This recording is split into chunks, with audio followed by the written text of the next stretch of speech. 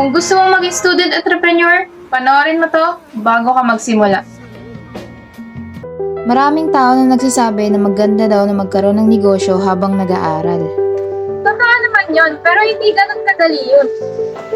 Kaya sa video na ito, makikita nyo ang realidad ng isang student entrepreneur. Hi, I am Danica, estudyanteng madiskarte na nag-aaral at pinagsasabay ang pagnenegosyo. Nandito ako para ibahagi ang totoong karanasan bilang isang estudyante at may maliit na negosyo. At habang sabay na hinahabol ang diploma at pangarap. Kaya kung gusto mong maging student entrepreneur, dapat maging handa ka sa mga ganitong sitwasyon. May mga pagkakataon na pagod ka na. Yung tipong gusto mo nang matulog pero kailangan mong tapusin yung order ng customer mo. May mga araw din na gusto mong gumala pero kailangan mo kasi ring unahin yung negosyo mo. Minsan mapapaisip ka na lang kung tama pa ba itong ginagawa ko at kung normal lang ba lahat ng ito. Hindi lahat ng araw kikita ka, hindi lahat ng plano magiging successful at hindi lahat ng customer magiging mabait sa'yo. Pero bawat problema may tinuturo. At ang isa pang malaking tanong dyan, kung bakit di pa rin ako tumitigil. Dahil bawat order na natatanggap ko, may natututunan ako. Matututo kang humawak ng pera, matututo kang makipag-usap sa iba't ibang klaseng tao, at matututo kang tumanggap ng pagkakamali at gumawa ng paraan para mas gumaling. At habang estudyante nga ako, nabubuo ko na rin dito yung pangarap ko. Hindi man ako mayaman ngayon, pero alam ko bawat hakbang may patutunguhan to.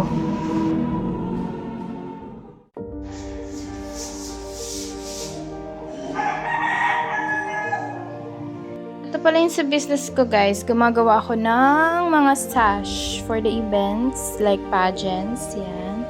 Gumagawa ako niyan. So, yan ang aking business, Jockey Prince. Please follow on our page.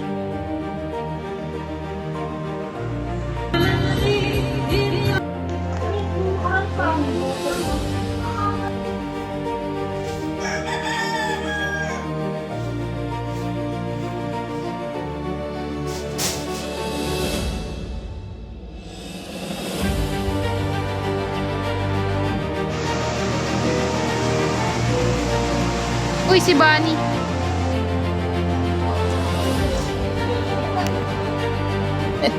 Mahirap pala mag-video mag-isa.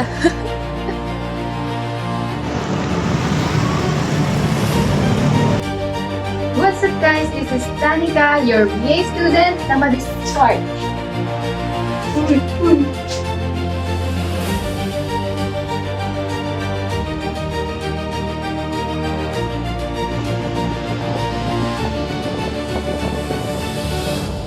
So, it's been 2 a.m. na tinatapos ko na to kasi may bento bukas. So, 5:55. So, ito na yung shopping tasan ko.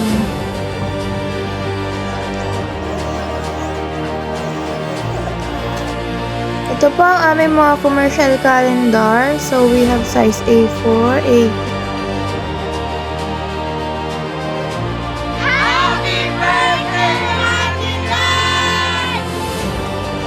Inuna ko na to guys kasi si ate buntis pala siya. Then tomorrow na pala yung binyag ng anak niya. So help ko siya.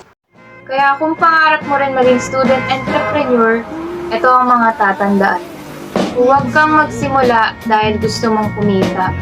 Simula ka dahil gusto mong matuto. Ang pera, darating at darating yan. Basta marunong kang magbigay ng value at hindi ka basta-basta sinusunod. Kaya kung gusto mo pa ng mga ganitong inspiring video, just comment lang daw dyan sa ibaba para naman makita natin kung ano pa yung mga gusto mong topic, mga life skill and motivation. And share mo na rin to sa friends mo. I-follow and subscribe din na mga ka-discard.